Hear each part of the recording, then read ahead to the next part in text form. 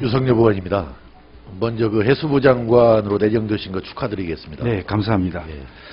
저는 처음에 우리 유기준 장관 후보자께서 해수부 장관으로 내정이 됐을 때 정말 해양수산 분야의 경험을 가지고 계시고 또 나름대로 그 전문성을 또 인정받고 계시고 또 나이도 뭐 보면은 적지도 않고 많지도 않고 아주 뭐 열심히 일하기에 좋은 나이에 계신 분을, 더군다나 정치 경험까지 가지고 계신 분을 장관으로 임명하신 것을 보고 모처럼 박근혜 대통령이 인사 한번 잘 내정했다 이렇게 생각을 합니다.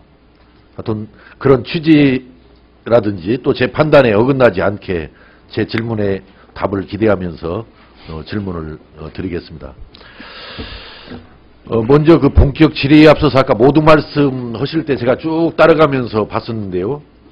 그 4페이지 보시면은, 모두 말씀 4페이지 보시면은 그 두 번째 단락, 비록 세월호 사고 등의 최근의 여러 가지 악재를 감안한다고 하더라도 이렇게 있는데, 아까 그걸 세월호 사건이라고 읽으시던데 그 지금 자료에는 어떻게 되어 있습니까? 예, 사고인데 아마 제가 그렇게 읽은 모양입니다. 예. 아까 분명히 사건이라고 읽으셔서 예. 저는 모처럼 이 세월호 문제에 대해서 인식을 제대로 하시는 장관님이 오셨구나 그랬는데 실수로 그러신 거예요?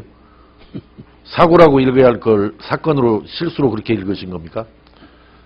제가 뭐라고 읽었는지 사실 좀 기억이 사건으로 읽으셨어요. 아까 제가 보고. 예. 그래서 저는 세월호 문제를 사고가 아니고 사건으로 보는 인식이라면은 앞으로 이 세월호 문제를 해결하는데 정말 기대를 해도 좋겠구나라는 생각을 가졌는데 또 그러면 좀 실망스럽게도 이거 제 기대가 좀 헛기대가 됐네요.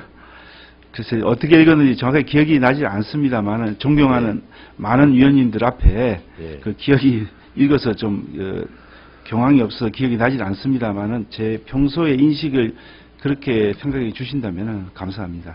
그래서 제가 여기서 기왕에 뭐 이제 실수로 그러셨던 아니면은 뭐 좀 당황해서 그러셨던 세월호 문제는 사고보다는 사건이다라는 인식을 가지고 이 문제에 접근을 해가야 어떤 세월호의 마지막 수습 문제 또 재발 방지를 가져올 수 있는 여러 가지 또 개선 대책 강구 추진 이런 부분에 도움이 될 거라고 생각합니다. 왜 그러냐면은 이게 단순 사고가 아니라 엄청난 인지 아닙니까? 이 세월호 사건은. 예, 그렇게 생각하고 앞으로도 계속 사건으로 인지를 하시고 또 기회가 있을 때마다 세월호 사고보다는 세월호 사건으로 이렇게 표현을 해주시기를 부탁을 드리겠습니다. 예, 적어도 우리나라 해양 그 사고에 있어서는 일대 정기로 기록될 만한 일이기 때문에 이건 앞으로 그런 일이 발생하지 않아야 되고 또 이런 그 해양 안전에 대해서는 우리가 시사하는 점이 워낙 많기 때문에 두고두고 이것에 대해서 기억해야 될 그런 일로 생각하고 있습니다. 예. 그 일반적으로 지금 청문회 제도를 청문회 운영하면서 주로 이제 새누리당 여당 의원님들은 좀 이런 경향이 있어요. 일부 의원님들이 마치 그 정책에 치중하지 않고 신상 도덕성 문제에 치중하는 것을 두고 마치 이게 신상 털기고 정치 공세다라고 해서 그 정책에 대해서 질의를 해야 청문회를 잘하는 거다라는 그런 어떤 잘못된 판단에 편견에 좀 빠져 있는 부분들이 많이 있는 것 같은데 지금 우리 후보자 입장에서 이제 국회의원도 하셨던 입장이고 지금 후보자 입장에 섰을 때 어떻게 청문회를 하는 것이 잘하는 청문회라고 생각합니까? 예, 제가 지금 현재 청문을 받고 있는 사람으로서 이 청문 절차에 대해서 또 청문 과정에 대해서 말하는 게 좀 맞지는 않다고 봅니다만은 어쨌든 그 국무위원으로서 자질을 갖고 있는 것도 반드시 검증이 되어야 될 것이고 또한 뭐 여러 가지 도덕적 잣대에 비추어 보더라도 과연 적절한 도덕성을 갖추고 있는가도 봐야 될 것이고 또 마지막으로는 그 장관으로서 이 일을 잘할 수 있는지의 여러 가지 경력 이런 것도 굉장히 중요한 항목으로 보고 있습니다. 예. 그래서 저는 아까 신상 도덕성 문제 같은 그 아까 서면 질의에 대해서 따로 별도로 제출하겠습니다라고 했는데 별도로 제출이 좀 안 되고 있단 말이죠. 이런 것이. 그래서 그런 것을 별도로 제출한다. 자료 제출을 쌓고 꺼리는 듯한 그런 모습이나 태도를 보여주는데 그러지 말고 자료 제출을 성실하게 해내면은 괜히 그런 것 가지고 공방이 벌어지지 않을 것이다. 벌어지지 않는다 보면은 어떤 청문회가 좋은 청문회냐라는 논란도 쓸데없는 논란이 될 거다라고 생각을 하면서 그 자료 제출들 좀 성실하게 있다 끝날 때까지 꼭 잘 해주시기를 바랍니다. 예를 들어서 형식적으로만 내놓지 마시고 저희들이 묻는 질의 취지에 맞게끔 상세하고도 좀 진지하게 성실하게 자료를 내주실 것을 부탁을 드리고요. 네, 그렇게 하겠습니다.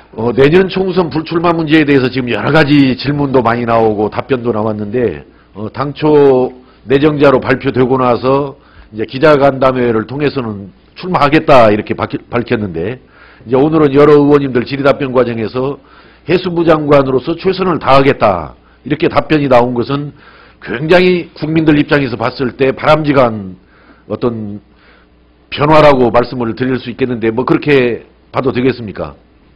네, 말씀드린 입장은 변함이 없고요. 지난번에 그 부산에서 말씀드릴 때는 정치 일정이 확실하지 않지만 이런 전제를 두고 그렇게 말씀을 드렸다는 것을 말씀을 드리고요. 근데 이제 그 말씀이 애매해요. 정치 일정이 확실치 않지만이라는 것이 내 정치 일정을 말하는 것인지, 새누리당의 정치 일정을 말하는 것인지, 박근혜 대통령의 정치 일정을 말하는 것인지, 그 애매한 말씀이거든요.